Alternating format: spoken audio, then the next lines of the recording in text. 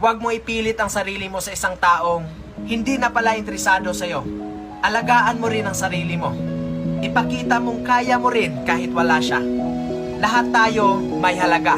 Bakit mo pa sasayangin ang oras sa taong hindi nakikita ang halaga mo? Ito ang tatandaan nyo. Kapag ang mahal nyo biglang nagbago sa'yo, yun ba ang kaya ka na niyang tiisin?